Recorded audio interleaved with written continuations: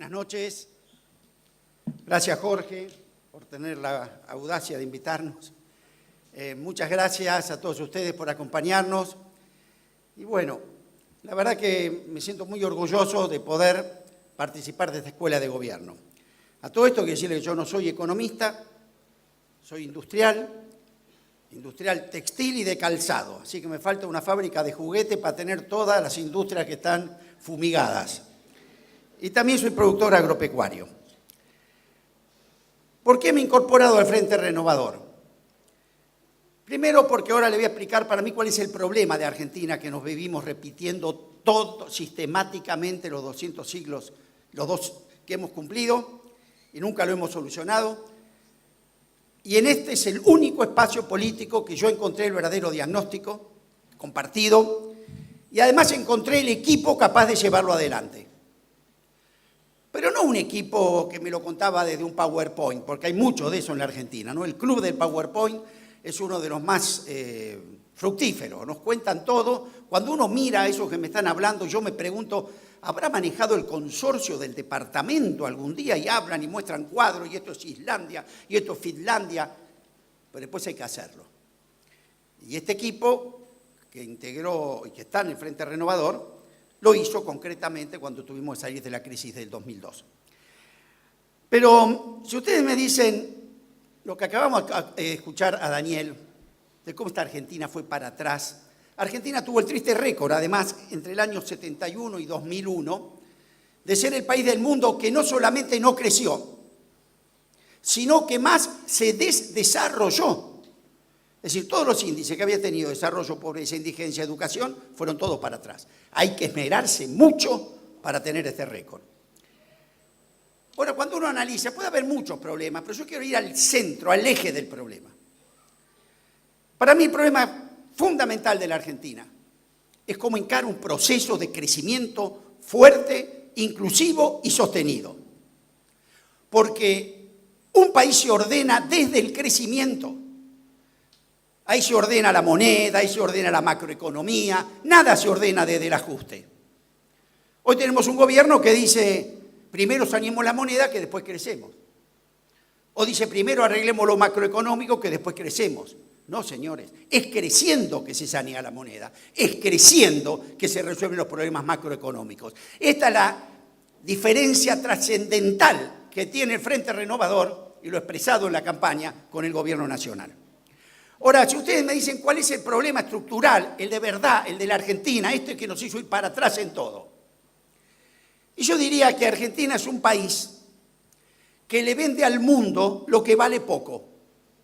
Poroto de soja, cereales, y le compra al mundo lo que vale mucho. No hay que ser un inteligente para darse cuenta que con este esquema productivo, cada vez que la Argentina crece, en vez de estar en una fiesta, está en un velorio, porque le faltan los dólares para sostener ese crecimiento. Y esto fue nuestra historia. Entonces vinieron las recurrentes crisis externas, ¿se acuerdan? Que son nada más ni nada menos que la falta de dólares. Y cuando este fenómeno se producía, venía el gran debate. Los gobiernos, digamos, que estaban populistas, que se les llamaba, le echaban la culpa a los empresarios. Esto que aumentan los precios, tuvo el tema Flor de Seibo, la ley de abastecimiento. Y los ortodoxos le echaban la culpa al déficit fiscal. Entonces, ¿qué venían? Planes de ajuste y sistemáticamente nos vamos repitiendo en este sistema. Cuando el verdadero problema es el que acabamos de hablar. El verdadero problema es el subdesarrollo. El verdadero problema es la matriz productiva de la Argentina que nos lleva a ese cuello de botella. Entonces, lo que tenemos claro, que lo que hay que hacer para resolver el problema es cambiar esa estructura productiva. Si no, vamos a seguir cada tanto tiempo repitiendo el mismo problema.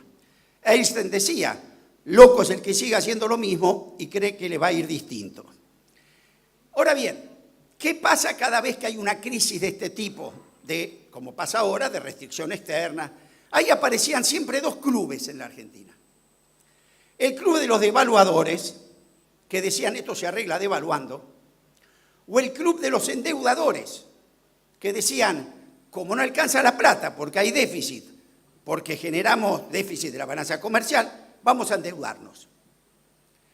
Por supuesto que ninguno de los dos corregía el problema de fondo. Por supuesto que si uno toma deuda para corregir el desequilibrio, bienvenida sea, es una inversión. Ahora, si uno toma deuda para financiar el agujero, lo que estoy generando es una deuda sin capacidad de repago. Y cuando un país llega a esa situación, no maneja más su destino, porque pasa a depender de los flujos internacionales de capitales que cada vez que le prestan en una situación de esa lo condicionan. Condicionar, ¿qué significa? Lo que ahora les voy a decir. Desde que el mundo es mundo, la lucha está por dónde se agrega el valor. Es decir, los países que agregan el valor son los que pagan los altos salarios, los que desarrollan tecnología, los países del norte. Y los países proveedores de materias primas son los que están condenados a competir por salarios bajos y a estar en crisis permanente. Entonces, cuando un país decide transformar y encarar un proyecto de desarrollo y de agregado de valor, tiene que saber que eso no es una operación neutra, que eso no tiene costos, que eso no tiene resistencias. La primer gran resistencia económica y muy fuerte es de aquellos que se benefician con el sistema anterior. Es decir, como tiene una gran cerealera argentina, no voy a decir el nombre para cuidarme, porque todos la conocen, ¿cuál es el negocio legítimo de esa empresa? Atracar un barco al puerto, cargarlo de cereales y tradearlo en el mundo. Eso le da plata y le da poder político. Entonces, cuando una nación pretende que esos granos salgan elaborados en proteína, en biocombustible, en leche, es el primer enemigo que tienen. Le están sacando un negocio. Entonces, cuando uno quiere transformar cualquier cosa de estas, tenemos que saber que tenemos que estar unidos, que el proyecto tiene que ser claro. Y ese proyecto requiere la unidad nacional porque no va a ser neutro. Antes esto se atacaba con guerra. Venía una guerra, te pasaban por arriba, el tema lo vimos con el petróleo. Ahora no hay más guerras militares. Hay ideológicas, hay financieras. Entonces lo primero que hay que tener para encarar este proyecto de desarrollo y terminar con los cíclicos periodos de Argentina, hay que transformar la matriz productiva. Acabamos de llegar con Sergio de China. Tuvimos allá una semana intensísima, con reuniones extraordinarias, con todas las grandes autoridades del Partido Chino y de la Asamblea Popular China. ¿Qué planteó Sergio? ¿Alguien puede no negociar con China, que es por donde está creciendo el mundo al 6% y así seguirá todo el siglo XXI? No. Pero lo que no puede consagrar con China, como está haciendo el gobierno actualmente, es un término de intercambio donde el 90% de lo que le vendemos es poroto de soja. Ni siquiera proteína, ni siquiera aceite. Y el 90% de lo que le compramos es manufactura china. Con esta matriz, señores, nos sobran 20 millones de argentinos. Con esta matriz, Argentina, China puede ser, si se negocia con altura, o una puerta al desarrollo de Argentina, o un portón a la primarización de la economía, volver al siglo XIX, exportar cereales y tener que pagar sueldo de $300. Entonces, esta es la matriz. Le puedo llevar esto a cualquier escenario. Bélgica, por ejemplo, es un país que produce 2 millones de toneladas de trigo. 2 millones. Y exporta trigo por $3.200 millones. Argentina exporta 8 millones de toneladas de trigo y exporta trigo por $800 millones. ¿Por qué? Porque el 90% de lo que exporta Bélgica lo hace en fideos y pastas. Nosotros el 15% solamente es manufacturado en harina y el resto sale como cereal. Y esto se lo puedo llevar a todos los. Vamos a la minería. Ustedes pueden creer que un país como Chile, con todo respeto, ¿no? Pero vieron que Chile es un ladrillo de canto, largo y finito, exporta cobre o minerales por $50.000 millones. Argentina por 5.000. ¿Esto qué quiere decir? Miren el camino que tenemos para recorrer. Esto es lo que nos entusiasma al Frente Renovador. Salir a la agenda de cómo la Argentina factura el doble, no de solo cómo gasta menos. Y así se lo puedo llevar a todos, los aburriría. Desde el cuero, Argentina exporta cuero por 800 millones de dólares. Manufacturador serían 5.000 millones de dólares. No solamente el monto, sino la cantidad de empleo que lleva ahí. Ahora, si nosotros queremos seguir con esta matriz, ¿qué nos hace falta como operario? Un señor que tire cueros arriba de un camión, ¿qué le podemos pagar? $300. Mientras que el otro proyecto te lleva a los ingenieros, los técnicos, los diseñadores. Es tan difícil entender que ese es el camino. Bueno, nosotros quiero decir que no solamente lo planteamos, lo hicimos. Todo el equipo, hasta Sergio, también Lancés, todo, Graciela, Sargini, Piñanelli, Lavagna. Nos tocó agarrar la explosión de la convertibilidad.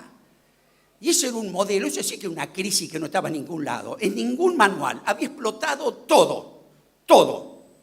18 monedas, el club del trueque, el peor default de la humanidad, 5 presidentes en 10 días. Pero ¿saben cuál fue lo primero que orientaba esa política? El arranque de la economía. Porque una economía cuando arranca, el resto de los problemas lo va solucionando. Pero si una economía no arranca, el déficit fiscal es infinito. Y por supuesto que en aquel momento había que pelear contra la dolarización de la economía, la banca offshore, todo aquello que querían llevarnos a ser una colonia. Y fíjense que dato, hablamos con Graciela hoy curioso. Hoy el gobierno dice hace 1 año y 3 meses que estamos. Ese gobierno de Unidad Nacional, en 1 año y 3 meses, igual, que recibió ese desastre, entregó un gobierno en paz, creciendo al 7%, con 3% de inflación, le deja 5 ministros al gobierno de Kirchner, 16.500 millones de dólares de superávit comercial del año 2002. Y además, sin una sola denuncia ni sospecha de corrupción. Pero eso, más allá de lo que se habrá hecho bien o mal, tiene que ver con la energía productiva que tiene la Argentina. Eso no se hace sin millones de emprendedores en el campo, en la pequeña y mediana empresa. Entonces, no se hace, es imposible. Entonces, cuando se le dio la oportunidad con una macroeconomía para el desarrollo, esa potencia lo logró. Ahora es todo lo contrario. Ahora, en vez de alentarlo, le ponemos un bloque de hormigón arriba porque le decimos a un productor del Valle de Río Negro, la tierra más fértil del mundo, lo saben ustedes, productores al nivel de productividad mejor del mundo, y están tirando las peras y las manzanas, y nosotros gastamos dólares que nos endeudamos, que no tenemos, para comprar manzanas a Chile, naranjas a España, pomelos a Israel. ¿Qué quiere que sienta ese pueblo? Yo me peleé con esto con el ministro, me dijo que era un ignorante porque solamente se habían importado un 4% de las manzanas. Pues ya me dije, ministro, usted no entiende nada. Acá no importa si es 1 manzana o 4 millones. Usted lo que le tiene que preocupar es que mientras en esta tierra más fértil están tirando la manzana, usted me la está importando de un país vecino. Y donde ponga a alguien a investigar, no hace falta un técnico del CONICET, un perito mercantil, le va a explicar que el problema no es del productor, que ese productor cuando manda la manzana al puerto paga el triple de flete que el chileno, que ese productor cuando paga sus impuestos tiene el triple de presión tributaria que el chileno, que cuando va al banco tiene el triple de tasa de interés que el chileno, y cuando manda la fruta en el camión tiene que pagar más en la custodia que en el flete para que no se lo roben. Entonces, ¿de quién es la culpa? ¿Del productor o de una macroeconomía que él no puede manejar? Ahora, usted, ministro, en vez de ir y ponerle la mano en el hombro a ese productor y decirle, sé lo que te pasa, no es tu problema, no te lo puedo arreglar de acá a 1 año porque vamos a hacer un plan, pero por favor no bajes los brazos.